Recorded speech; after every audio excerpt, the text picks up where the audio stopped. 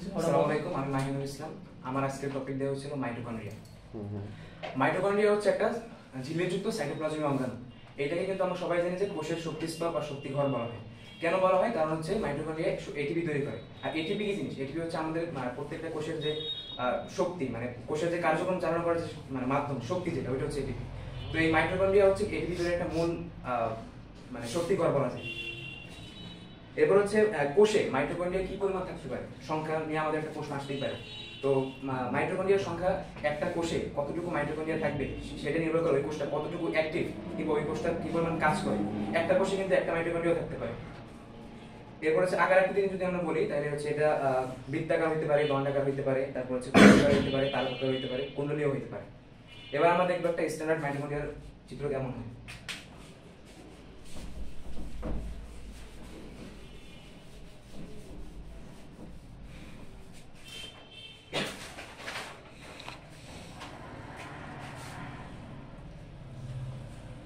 এইটাকে বলা হয় প্রথমে হচ্ছে আউটার লেয়ার।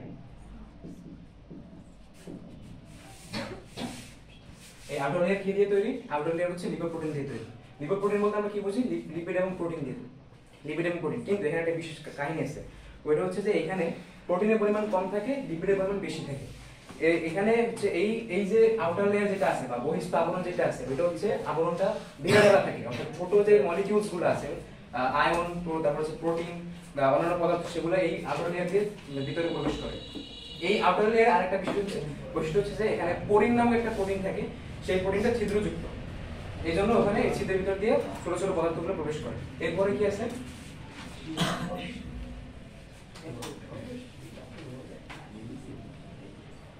এটা হচ্ছে ইনার লেয়ার।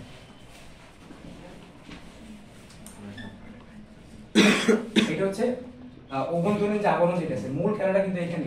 অভ্যন্তরীণ মানে মূল যে কাজগুলো হয় এটা হচ্ছে ইনার লেয়ারের মধ্যেই হয়, এবং ইনার লেয়ারের ভিতরে যে বিষয়গুলো আছে ওইগুলোর ভিতরে হয়। এটা হচ্ছে অভ্যন্তরীণ আবরণ। এইখানে আমরা আউটার লেয়ারে বলছি যে লিপিডের পরিমাণ বেশি থাকে, প্রোটিনের পরিমাণ কম থাকে, কিন্তু এই ইনার লেয়ার হচ্ছে কি করে? ইনার লেয়ার হচ্ছে প্রোটিনের পরিমাণ বেশি থাকে, লিপিডের পরিমাণ কম থাকে। এরপরে এই যে আউটার লেয়ার এবং ইনার লেয়ার, এখানে যে স্পেস আমরা দেখতে পাচ্ছি, এই স্পেসটা হচ্ছে ইন্টারমেমব্রেনাল স্পেস।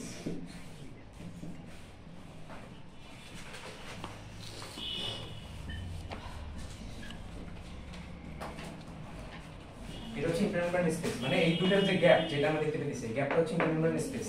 এরপরে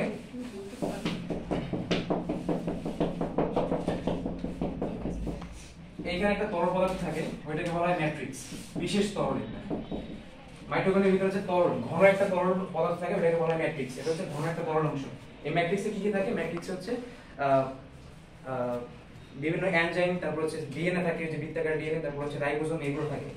তো এই ম্যাট্রিক্সের ভিতরে কিছু বাইভ্যালেন্ট আয়ন থাকে। বাইভ্যালেন্ট আয়ন কি?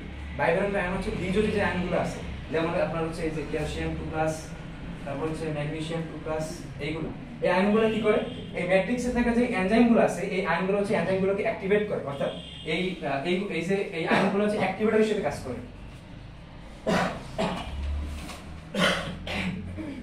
অ্যাক্টিভেটর হিসেবে কাজ করে এই এনজাইমগুলো, মানে এনজাইমগুলো যেন আপনার এটিপি তৈরিতে সাহায্য করে সেখানে। এরপর কি আছে? এরপর হচ্ছে একটা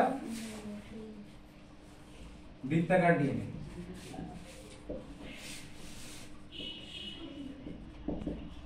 বৃত্তাকার ডিএনএ কি করে? বৃত্তাকার ডিএনএ হচ্ছে আপনার প্রোটিন এবং এটিপি তৈরিতে সাহায্য করে। এরপর হচ্ছে, এবং এটা নিজে কিন্তু রেপ্লিকেট হতে পারে। এরপর আপনার কোষের যে মেটাবলিজম যে সিস্টেমটা আছে ওইটাকে নিয়ন্ত্রণ করে। এই কোষটার মেটাবলিজম সিস্টেমটা কিন্তু ডিএনএ নিয়ন্ত্রণ করে। এরপর আসবে হচ্ছে আমরা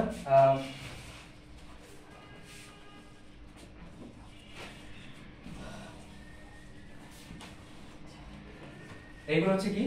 রাইবোজোম।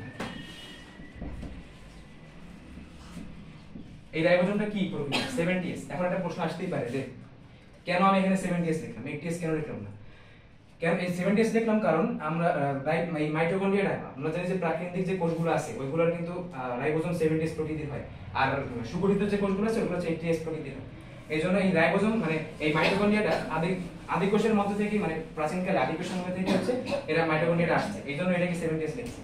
এই আমরা সাধারণত জানি রাইবোজোমের কাজ কি? রাইবোজোমের কাজ হচ্ছে প্রোটিন তৈরি করা। এই প্রোটিন কি করে? প্রোটিন হচ্ছে লাস্টে ওই যে আপনার ইলেকট্রন ট্রান্সপোর্ট সিস্টেম, তারপর হচ্ছে এটিপি তৈরিতে হেল্প করে। এরপরে এই ভাঁজ আছে যেটা মানে ইনার মেমব্রেনের যে ভাঁজটা, এই ভাঁজটাকে বলা হয় ক্রিস্টি। ক্রিস্টি কি? ক্রিস্টি হচ্ছে এই আবরণটা যে ভাঁজ হয়ে আছে, এই ভাঁজটাকে বলা হয় ক্রিস্টি। ক্রিস্টি থাকলে কি হয়?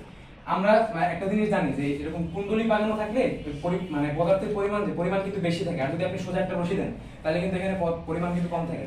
এই কুণ্ডলী বাঁধানো থাকলে ভাঁজ মানে পদার্থের পরিমাণ বেশি থাকে, সেইভাবে এই যে এরকম কুণ্ডলী বাঁধানো মানে অনেকটা ভাঁজ করার মতো, এই জন্য পদার্থের পরিমাণগুলো এখানে বেশি আছে।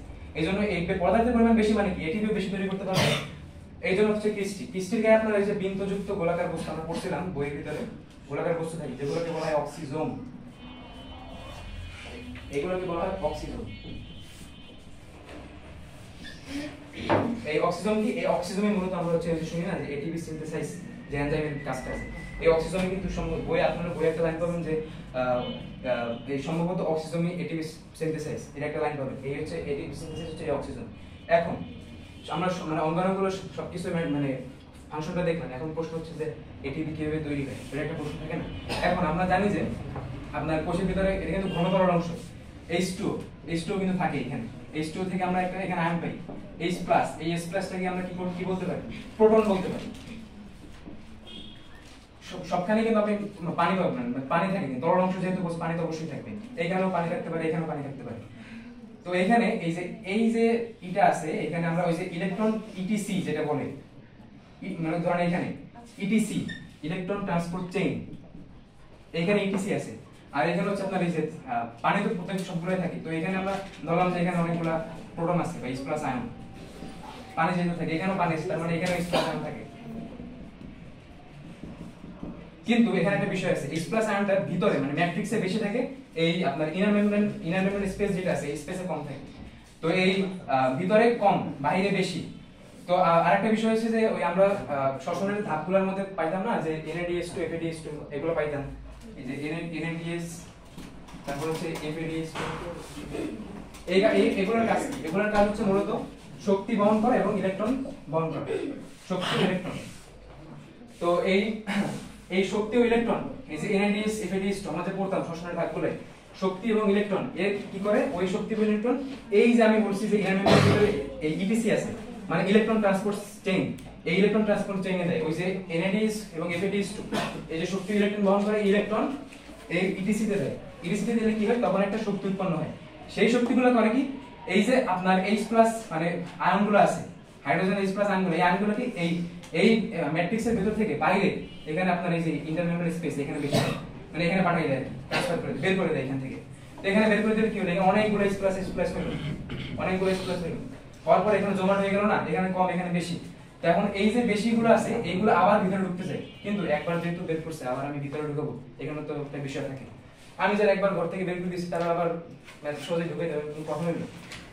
তাহলে এটা আবার ভিতরে এন্ট্রি নেওয়ার সময় একটা মাত্র পথ আছে, ওইটা হচ্ছে এটিপি সিনথেসিস, যেটা হচ্ছে আমরা অক্সিজেন যেটা বলছি এটিপি সিনথেসিস, একটা মাত্র পথ। এই হাইড্রোজেন H+ আয়নগুলো একটা মাত্র মাধ্যমে ঢুকতে পারে, সেটা হচ্ছে এটিপি সিনথেসাইজ।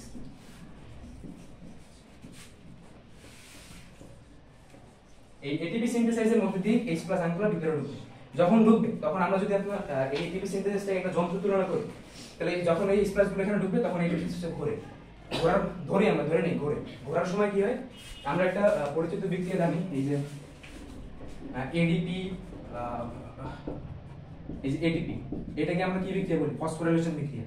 এটা একটা পরিচিত বিক্রিয়া। এই এডিপি এবং অজৈব ফসফেট যখন আমরা এই এটিপি সিনথেসিসটা ঘোরে তখন এই বিক্রিয়াটা সম্পন্ন হয়, মানে এডিপি প্লাস অজৈব ফসফেট এটিপি তৈরি হয়, তখন কিন্তু আমরা এই এটিপিটা তৈরি করছি। অর্থাৎ যখন আপনি এই H+ আয়নগুলো এখান থেকে ভিতরে ঢুকতেছে এটিপি সিনথেসিস ইউজ করে, তখন এই বিক্রিয়াটা সম্পন্ন হয়, তখন হইতে থাকে, এইটাও হতে থাকে, এই বিক্রিয়াটাও সম্পন্ন হতে থাকে। অর্থাৎ আমি এখানে কি পাইতেছি? এটিপি পাইতেছি, অর্থাৎ ভিতরে ঢুকতেছে এটিপি পাইতেছি। সর্বশেষে আমরা কি পাইলাম? মানে এখান থেকে মূলত আমরা ধারণা করি যে এখান থেকে একটা মানে ভালো একটা অ্যামাউন্টের এটিপি এখান থেকে উৎপন্ন হয়। আর আরেকটা এই মাইটোকন্ড্রিয়াকে আমরা সেমি অটোনমাস অর্গানেলস বলি। সেমি অটোনমাস অর্গানেলস কেন বলি? কারণ এর নিজস্ব এই যে আপনার রাইবোজোম আছে, তারপর হচ্ছে এনজাইম আছে, বৃত্তাকার ডিএনএ আছে, এই জন্য সেমি অটোনমাস মানে অর্গানেলস বলে থাকি। এবং সেমি অটোনমাস কেন বলি? ফুল অটোনমাস কেন বলি? সেমি অটোনমাস বলি কারণ এর কিন্তু আবার নিউক্লিয়াসে কিছু লাগে, সবকিছু যে নিজে করতে পারে এমন কিছু না। তো এই হচ্ছে পুরোপুরি টপিক, এখান থেকে মূলত এই এটিপিটা আসে। আমার কিছু প্রশ্ন আছে। ইনার মেমব্রেনের যে কথাটা তুমি বলছো যে ইনার মেমব্রেনে কেন, আচ্ছা ইনার মেমব্রেনে প্রোটিন বেশি থাকে লিপিড কম থাকে, রাইট? জি। আমার প্রশ্ন হচ্ছে যে ইনার মেমব্রেনে কেন প্রোটিনটা বেশি থাকতে হবে?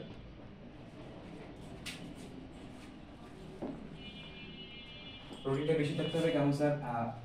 এইটার মধ্যে দিয়ে মানে এই যে আউটার মেমব্রেন যেটা আছে এটার মধ্যে দিয়ে কিন্তু অনায়াসে বিভিন্ন পদার্থ ঢুকতেই পারে, কিন্তু আমার মূল কাজ কিন্তু এখানে হইতেছে জায়গাটা অনেক সিকিউর একটা জায়গা।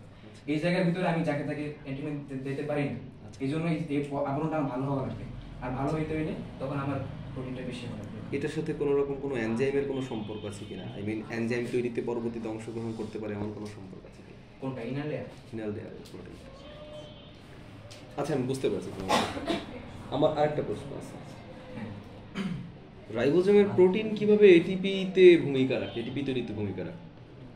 রাইবোজোম থেকে তুমি বললা যে রাইবোজোম থেকে প্রোটিন তৈরি হয়, আমরা জানি যে রাইবোজোম থেকে প্রোটিন তৈরি হয়, ফাইন। এই প্রোটিনটা কিভাবে তোমার হচ্ছে যে এটিপি তৈরিতে ভূমিকা রাখবে? মানে এই 70s রাইবোজোমটা 70s রাইবোজোমটা কিভাবে প্রোটিন তৈরিতে ভূমিকা রাখবে, মানে তোমার লিগিয়া মানে এটিপি তৈরিতে ভূমিকা রাখবে? এখান থেকে স্যার এই ইলেকট্রন ট্রান্সপোর্ট সিস্টেম। না না না, আমি প্রশ্নটা তোমাকে আমি আবার বুঝাই বলি। প্রশ্নটা হচ্ছে এইভাবে যে রাইবোজোমের প্রোটিন, তুমি বলছো যে রাইবোজোম থেকে প্রোটিন তৈরি হয়, ফাইন। তাহলে এই প্রোটিনগুলো কিভাবে এটিপি তৈরিতে ভূমিকা রাখতে পারে? মাইটোকন্ড্রিয়ার ভিতরে তো এটিপি তৈরি হয়, তাই না?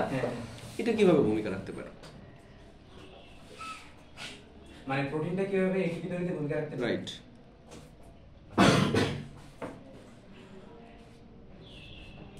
এইটা আমি যতটুকু দেখছি স্যার ওইটা হচ্ছে যে প্রোটিনটা কিভাবে ভূমিকা রাখে, যখন এই H প্লাসটা বের হয় প্লাস ভিতরে ঢোকে, আচ্ছা, তখন ওই মানে বের হয় ভিতরে ঢোকে, তখন কিন্তু ইটিসিও কাজ করে, ইলেকট্রন ট্রান্সপোর্ট চেইন, এটা কাজ করে। তখন এই কাজের মধ্যে একটা বিক্রিয়া সংগঠনকালে সেখানে কি প্রয়োজন হয়? জি, কি উপাদান প্রয়োজন হয় বিক্রিয়া সংগঠনকালে? এনজাইম। এনজাইমের মূল উপাদান কি? রাইট, আমি এই কথাটাই শুনতে চাই। তাহলে আরেকটা প্রশ্ন আছে, এটিপি সিনথেসিস বলতে তুমি আসলে মূলত কি বুঝাইছো? এটিপি সিনথেসিস বলতে তুমি কি বুঝাইছো? এটা একটা আমরা এনজাইম ধরতে পারি, এনজাইমের একটা সমষ্টিগত অবস্থা। আই মিন তোমার ক্রেবস চক্র, ইলেকট্রন ট্রান্সপোর্ট সিস্টেম, অ্যাসিটাইল কোয়েন, এই সকল বিক্রিয়াগুলো ঘটার জন্য যে এনজাইমগুলো লাগবে, এই এনজাইমগুলোর একটা টোটাল অবস্থা, একটা সমষ্টিগত অবস্থা হচ্ছে মূলত তোমার এটিপি সিনথেসিস। আসো, থ্যাংক ইউ।